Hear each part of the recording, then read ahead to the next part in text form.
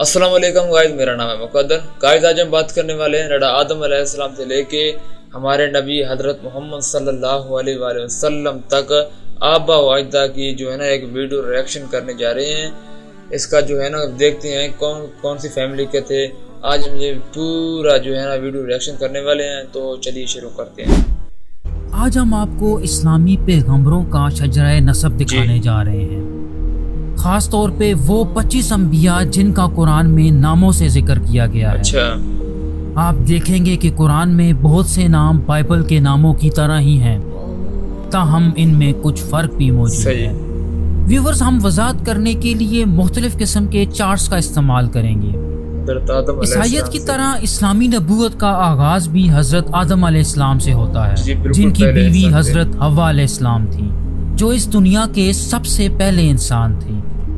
इस्लाम और ईसाईयत के दरमियान एक और बड़ा फ़र्क ये है कि इस्लाम में ये 25 अफराद जो इस्लामी चार्ट पे नुमाया हैं, सबको नबी माना जाता है, जबकि ईसाईयत में लफ्ज़ नबी सिर्फ चंद मखसूस अफराद जैसा कि हज़रत मूसा के लिए इस्तेमाल किया जाता है। इस्लामी रवायात के मुताबिक हज़रत आदम और हज़रत हव्वा अलैहिस्सलाम के 4 बच्चे थे। पहले लड़के का नाम काबील था, जिसकी जुड़वा बहन अकलीमिया थी, और दूसरा लड़का हाबील था, जिसकी जुड़वा बहन का नाम लेहूदा था। हज़रत आदम अलैहिस्सलाम ने काबील के लिए हाबील की जुड़वा बहन और हाबील के लिए काबील की जुड़वा बहन से शादी का एहतमाम किया, लेकिन काबील को बहुत गुस्सा आया, क्योंकि उसे ये लगता था कि उसकी अपनी जुड़वा बहन ज्यादा पुरकशिश है, इसलिए वो इससे शादी करना चाहता था। इसके अलावा कुछ दूसरी वजूहात की बिना पे काबील ने अपने छोटे भाई हाबील को कत्ल कर दिया। इस तरह इस्लामी नस्ल इनके तीसरे भाई के जरिए जारी रही, जिसे शेठ या सेठ कहा जाता था। इस्लाम में अगले बड़े पैगंबर हजरत इदरीस अलैहिस्सलाम है। हजरत इदरीस अलैहिस्सलाम को आम तौर पे बाइबल में हनूक के नाम से जाना जाता है। इस्लामी रवायात के मुताबिक हजरत इदरीस अलैहिस्सलाम पहले इंसान थे जिन्होंने कलम इस्तेमाल किया, और सबसे पहले जिन्होंने एस्ट्रोनॉमी और दूसरी साइंसेस पे काम किया। वो हजरत नूह अलैहिस्सलाम के परदादा भी थे। आप चार्ट पे देख सकते हैं कि हमने बाज़ अंबिया को ज्यादा नुमाया किया है, जैसा कि हजरत नूह अलैहिस्सलाम, हजरत इब्राहिम अलैहिस्सलाम और हजरत मूसा अलैहिस्सलाम। इसकी वजह यह है कि इन अंबिया को उलुल अज़मी कहा जाता है, या मुहद्दसुल अंबिया के नाम से जाना जाता है। बिलाशुबा हजरत नूह अलैहिस्सलाम ने दुनिया की पहली कश्ती बनाई थी, जो चंद दूसरे इंसानों और जानवरों के एक ग्रुप के साथ अल्लाह के एक अजाब यानी एक सैलाब से बच गए थे, और इनका चौथा बेटा और बीवी सैलाब में डूब गए थे, क्योंकि वो नाफरमानों में से थे।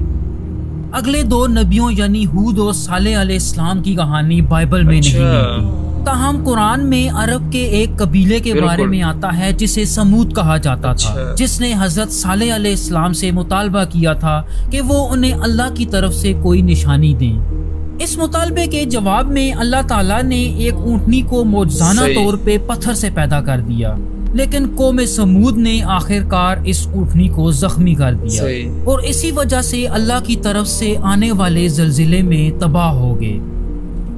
अब हम 5 उलुल अज़म पैगंबरों में से दूसरे की तरफ आते हैं, जिनका नाम हजरत इब्राहिम अलैहिस्सलाम है, जिनको यहूदी और ईसाई इब्राहिम के नाम से जानते हैं। व्यूवर्स, इस जगह पे पैगंबरों के खानदान में एक बहुत अहम तकसीम है, और वाक़यात के कुरानी नुस्खे और बाइबल के नुस्खों के दरमियान भी कई बड़े फ़र्क हैं। दोनों रवायात के मुताबिक हज़रत इब्राहिम अलैहिस्सलाम के 2 बड़े बेटे थे, हज़रत इस्माइल अलैहिस्सलाम और हज़रत इसहाक अलैहिस्सलाम। अरब यानी मोहम्मद सल्लल्लाहु अलैहि वसल्लम हज़रत इस्माइल अलैहिस्सलाम की नस्ल में से हैं, जबकि बनी इसराइल हज़रत इसहाक अलैहिस्सलाम की औलाद हैं। इस्लामी रवायात में हज़रत इब्राहिम अलैहिस्सलाम के बारे में बहुत से ऐसे वाक़यात हैं जो बाइबल में नहीं मिलते। एक मशहूर किस्सा ये है कि हज़रत इब्राहिम अलैहिस्सलाम को तौहीद की तबलीग करने की वजह से आग में डाल दिया गया, और वो बगैर किसी नुकसान के इस आग से बाहर निकल आए। लेकिन इस्लाम और बाइबल के नुस्खों में जिस कहानी में सबसे ज्यादा फर्क है, वो हज़रत इब्राहिम अलैहिस्सलाम के बेटे की कुर्बानी का वाक़या है। बाइबल के मुताबिक हजरत इब्राहिम अलैहिस्सलाम को अपने दूसरे बेटे हजरत इसहाक अलैहिस्सलाम की कुर्बानी का हुक्म दिया गया, जबकि कुरान में कुर्बान होने वाले को हजरत इब्राहिम अलैहिस्सलाम का पहला बेटा यानी हजरत इस्माइल अलैहिस्सलाम कहा जाता है।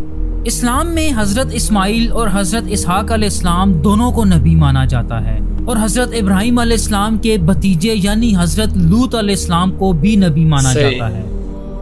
حضرت ابراہیم علیہ السلام حضرت اسماعیل کو مکہ لے گئے، جہاں ان دونوں نے مل کے خانہ کعبہ تعمیر کیا، جو اسلام کے مقدس ترین مقامات میں سے ایک سمجھا جاتا ہے۔ ویورز، حضرت شعیب علیہ السلام اور حضرت محمد مصطفیٰ صلی اللہ علیہ وآلہ وسلم کے علاوہ باقی تمام انبیاء حضرت اسحاق کی نسل میں سے ہیں۔ حضرت اسحاق علیہ السلام کے بعد ان کے بیٹے حضرت یعقوب علیہ السلام آئے۔ حضرت یعقوب علیہ السلام کے بیٹے حضرت یوسف علیہ السلام تھے۔ حضرت یوسف علیہ السلام اس طرح سے منفرد ہیں کہ ان کا قصہ قرآن مجید میں ایک سورت کی شکل میں مکمل طور پہ بیان کیا گیا ہے۔ بنیادی طور پہ حضرت یعقوب علیہ السلام کے 12 بیٹے تھے، جن میں سے حضرت یوسف علیہ السلام ان کے پسندیدہ تھے۔ اسی وجہ سے ان کے دوسرے بھائیوں نے حسد کرتے ہوئے انہیں کنویں میں پھینک دیا، لیکن پھر بعد میں وہ مصر کے بادشاہ بن کے سامنے آئے۔ اگلے 2 نبی حضرت یعقوب علیہ السلام کی نسل میں سے نہ تھے۔ حضرت ایوب علیہ السلام حضرت یعقوب کے بھائی کی اولاد میں سے تھے، جبکہ حضرت شعیب علیہ السلام حضرت ابراہیم علیہ السلام کے ایک بیٹے مدیان کی اولاد میں سے تھے۔ دلچسپ بات یہ ہے کہ اگرچہ اسلام کی ابتدا عرب میں ہوئی، لیکن قرآن میں جن 25 انبیاء کا نام لیا گیا ہے، ان میں سے صرف 4 وہاں مقیم رہے۔ حضرت شعیب علیہ السلام ان 4 میں سے ایک تھے، باقی حضرت ہود اور صالح علیہ السلام ہیں، جن کا ذکر ہم پہلے ہی کر چکے ہیں، اور یقیناً حضرت محمد صلی اللہ علیہ وآلہ وسلم بھی ہیں۔ حضرت شعیب علیہ السلام کی بیٹی حضرت صفورہ علیہ السلام کی شادی اگلے بڑے نبی حضرت موسیٰ علیہ السلام سے ہوئی۔ حضرت موسیٰ علیہ السلام 5 اولو العزم انبیاء میں سے تیسرے نمبر پہ ہیں، اور در حقیقت قرآن مجید میں ان کا نام کسی بھی دوسرے نبی سے زیادہ یعنی 135 مرتبہ آیا ہے۔ حضرت موسیٰ علیہ السلام کے بھائی حضرت ہارون علیہ السلام تھے، اور ان دونوں بھائیوں کا تعلق ایک واقعے سے ہے کہ وہ بنی اسرائیل کے ساتھ فرعون سے بچ نکلنے میں کامیاب ہو گئے تھے۔ حضرت موسیٰ علیہ السلام ان 4 انبیاء میں سے پہلے تھے کہ جن پہ ایک آسمانی کتاب نازل ہوئی۔ قرآن کریم اسلام کی سب سے مقدس کتاب ہے، تاہم 3 اور کتابیں ہیں جنہیں مسلمان مقدس مانتے ہیں، اور ان تینوں کا ذکر خود قرآن میں بھی موجود ہے۔ پہلی کتاب تورات ہے، جو کہ حضرت موسیٰ علیہ السلام پہ نازل ہوئی۔ تورات کے ساتھ ان کی وابستگی کی وجہ سے حضرت موسیٰ علیہ السلام یقیناً یہودیت کے اہم ترین پیغمبروں میں سے ایک ہیں۔ دوستو، اس فہرست میں اس کے بعد 2 ایسی شخصیات آتی ہیں کہ جو ایک ہی وقت میں نبی ہونے کے ساتھ ساتھ بادشاہ کے لقب پہ بھی فائز تھے، جو کہ حضرت داؤد اور حضرت سلیمان علیہ السلام تھے۔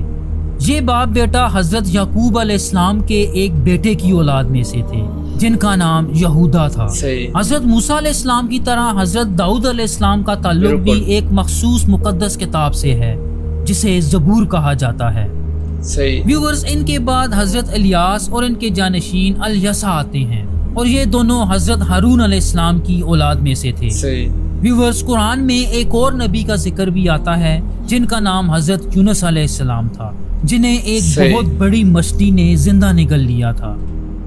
اس کے بعد ہم حضرت زکریا، حضرت یحییٰ اور حضرت عیسیٰ علیہ السلام پہ آتے ہیں۔ حضرت زکریا علیہ السلام حضرت یحییٰ کے والد تھے۔ قرآن مجید کے مطابق حضرت زکریا علیہ السلام کی بیوی کی ایک بہن تھی، جس کی شادی عمران نامی ایک شخص سے ہوئی تھی۔